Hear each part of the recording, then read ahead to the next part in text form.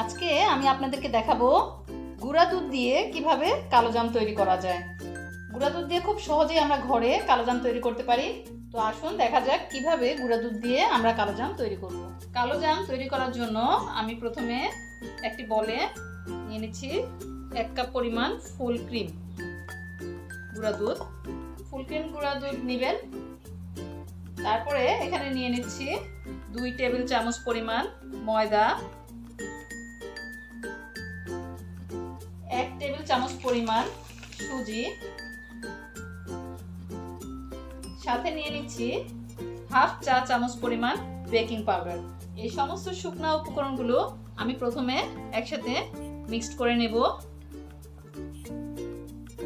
শুকনো উপকরণগুলো আমি ভালো করে মিক্স করে নিয়েছি। এখন আমি এতে দিয়ে দেব 1 টেবিল চামচ পরিমাণ ঘি। ঘিটা দিয়ে আমি হাত দিয়ে ভালো করে এটাকে মিশিয়ে নেব। ঘি দিয়ে আমি এটাকে ভালো করে এভাবে মিক্সড করে নেব। এরপরে আমি দিয়ে দেব এখানে দুধ। লিকুইড দুধ দিতে হবে, একটু একটু করে দুধটা আমি মিক্সড করে দেব। একসাথে দিলে অনেক সময় এটা অনেক নরম হয়ে যায়, যার জন্য আমি একটু একটু করে দুধ মিক্সড করব এবং একটু একটু করে মেখে নেব। একটু ফুড কালার মেশাবো। কালো জামের ভিতরটা সাধারণত একটু লাল হয়, তো আমি একটু লাল রঙের ফুড কালার মিশিয়ে দিচ্ছি কয়েক ফোঁটা। ডোটি মাখানো হয়ে গেছে, দেখুন আমি আপনাদেরকে দেখাচ্ছি। এটা এরকম আঠালো আঠালো হবে। এখন আমি এটাকে গোলাপ জামের আকৃতি দিব। আমি 2 হাতে একটু ঘি মেখে নিয়েছি। এখন সামান্য একটু ডো আমি উঠিয়ে নেব। আমি আপনাদেরকে দেখাচ্ছি। 2 হাতে এভাবে করে নিতে হবে। তারপরে একটু চেপে চেপে গোলাপ জামের আকৃতি দিতে হবে।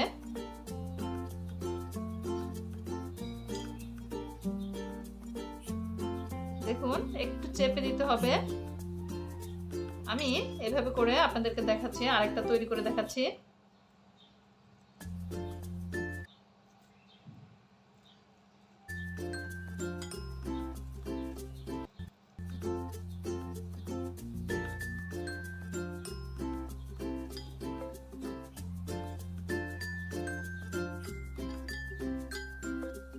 এভাবে করে আমি সবগুলো গোলাপজাম তৈরি করে নেব। 1 কাপ গুঁড়ো দুধ থেকে মোটামুটি আমার 12টির মতন গোলাপজাম তৈরি হয়েছে। আমি আপনাদেরকে দেখাচ্ছি। এই সাইজের 12টি গোলাপজাম আমি তৈরি করেছি। এখন আমি এগুলোকে রেখে দেবো 10 মিনিটের জন্য।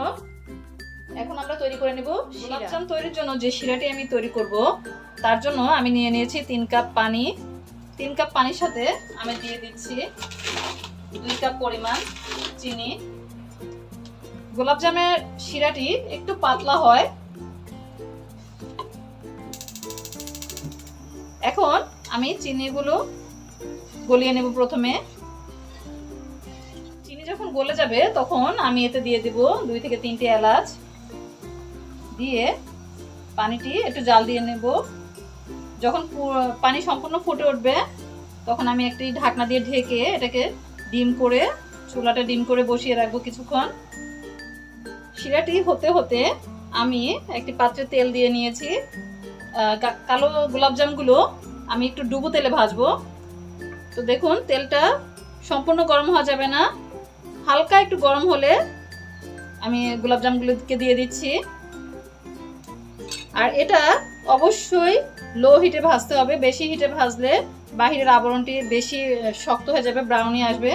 এজন্য আমি এটাকে লো হিটে ভেজে নেব। দেখুন কিছুক্ষণ ভাজার পরে এটার এই রং এসেছে। এটা আরো কিছুক্ষণ ভাজতে হবে। আর একটু একটু করে নেড়ে দিবেন, হালকা করে একটু নেড়ে দিবেন। এটা আরো মিনিট খানেক ভাজা হবে।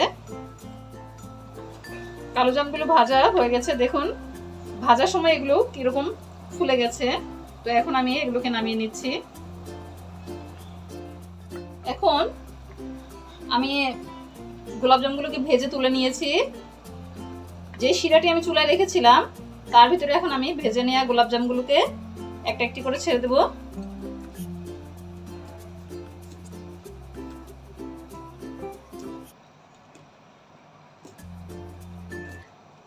এটাকে একটু নেড়ে আমি ঢেকে রেখে দেবো 10 মিনিটের জন্য। দেখুন 10 মিনিট পরে আমি আপনাদেরকে দেখাচ্ছি গোলাপজামগুলো কি সুন্দর হয়ে ফুলে উঠেছে। এখন আমি চুলাটি বন্ধ করে দেব এবং এভাবে ঢেকে রেখে দেবো 1 ঘন্টা। 1 ঘন্টা পরে আমি কালো জামগুলোকে পরিবেশনের জন্য তুলে নিয়েছি। এখন আমি এর উপর দিয়ে দেবো একটু মাওয়া এবং গুঁড়া দুধ আমি একসাথে মিক্সড করে রেখেছিলাম। এখন আমি উপর দিয়ে দিচ্ছি। আমি আপনাদেরকে একটু কেটে দেখাচ্ছি।